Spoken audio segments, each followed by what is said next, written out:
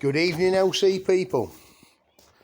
Well, yesterday Dave went and he fetched a 350 LC frame. A very good friend of mine actually donated that frame for our project. Thank you very much, mate. You know who you are. As you can see, we've cut all the bottom end off of this frame, right down to the back centre stand tube. Right then, so at the minute this bit is still unresolved. From probably here we might end up slicing that to bring this back. We've left the top rail tubes on. Like I say, we've got to finish cleaning all that up.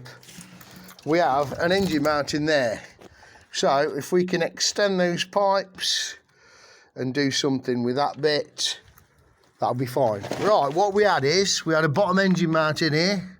We've made up brackets and they've been tack welded onto the end of the tubes. And they've got two bolt holes. There's one here and there's one further up there. So you've got one down there on the thumb is and that one there. That's the same both sides. So that all lines up. It lines up with this. That'll become a permanent fixture, but it can be bolted on or bolted off. We've got the original bracket the other side for this. You get up, which is lurking in here. So basically you will take that off, you take the end plate off and remove the engine like you would do normally in a power valve or LC. So that's where we've been at it all day really, deciding what to shorten.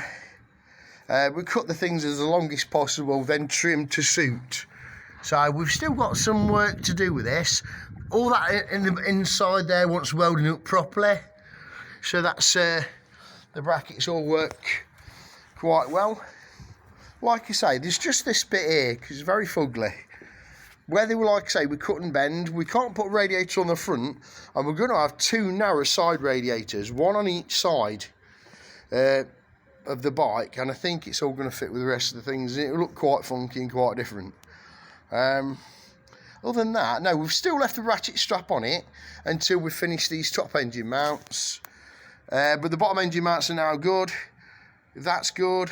The top one, we'll frig about with that once we've sorted the rest of this cradle. Because once that's all in place, obviously the back can be taken out then and jiggled about with and got to a better state that we're happy about. Other than that, the alignment's very good. We've not tightened up the front engine mount bolts, so we've still got some movement on there. But when you look through the centre of it, it is pretty much all lined up. I think it's going to look pretty good. Obviously, we had the side casing on it earlier on, but we took that off to get at the bottom bracket work. But it's going to look pretty good.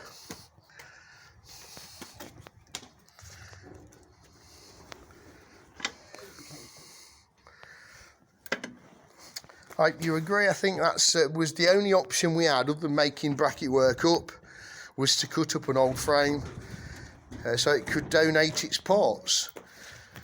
Let's see if that still goes roughly on. Roger's slotting the case on, so you got some idea.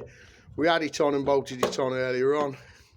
It'll probably fall off without the screws in it, but yes, that's what we're looking like. Like I say, we can't have a front radiator in the front normal mounted position, but because we've still got retained these brackets where the original radiator fitted, we can actually do something either side. We put a 16 front sprocket on. We haven't took any links out of the chain yet and sorted that out, but that's all working out. That's all really I can tell you for now. We've got to work on the brake pipes, obviously. Probably ABS will have to come off of it. All the wiring loom will have to come off. And that's it. We've had a full-on day at it. So this is your part 4 of the RDMT 350Y PVS reboot. Anyway, folks, dilly dilly. Dilly dally. That's all. Bye-bye.